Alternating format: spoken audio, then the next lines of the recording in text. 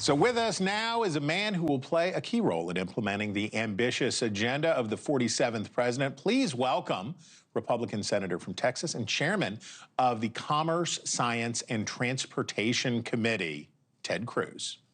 Senator, thank you for being here. Good to be with you. Appreciate you. There was a fellow who said that the same man cannot cross the same river twice. It's a different man and it's a different river. I want you to listen to what Donald Trump had to say on this occasion 8 years ago. For too long, a small group in our nation's capital has reaped the rewards of government while the people have borne the cost. This American carnage stops right here and stops right now. That was the message from Donald Trump. Now we're going to have Washington's different, Donald Trump's different. What do you expect to hear from the president when he gives his second inaugural? Well, listen, I think we're going to hear a bold vision. This election was a powerful mandate. I mean, it was really an overwhelming mandate. You look at in November, Donald Trump won the popular vote. Of the 7 battleground states, he won all 7. Mm-hmm. Republicans won the House. We won a relatively big majority in the Senate, 53 Republican senators. And I think it is a clear mandate from the voters now to deliver on results. So what does that mean? The clearest mandate is to secure the border. Mm-hmm. And we will secure the border. President Trump will do so beginning on Monday, on January 20th.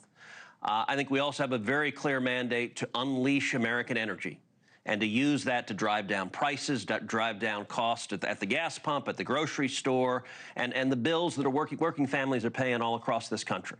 I think we have a mandate to bring back economic growth and jobs, to extend the tax cuts, and also to stand with our friends and stand up to our enemies. I think you're going to hear about all that. All right, you're an orator, you're an accomplished attorney, you're a student of history. What's the tone? What do you want to hear? What savor should be left in our mouths after we hear what he has to say?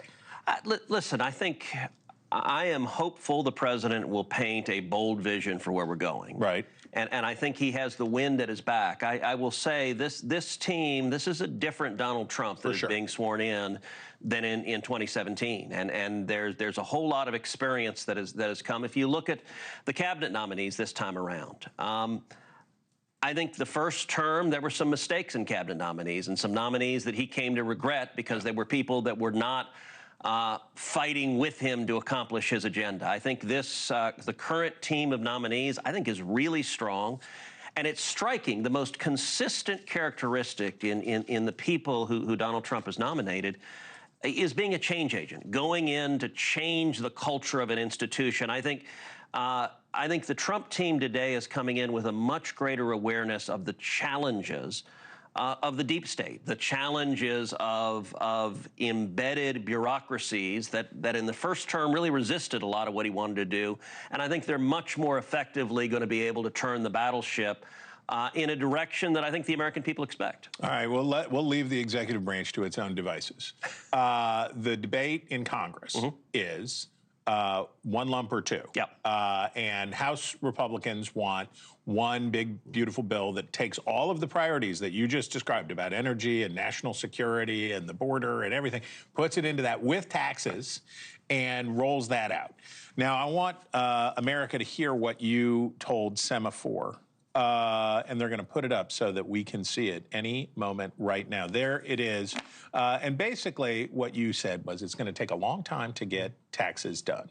So you ought to split it in, is what you're saying, split it into two things, do the fun part first, and then deal with the painful work around making tax legislation second.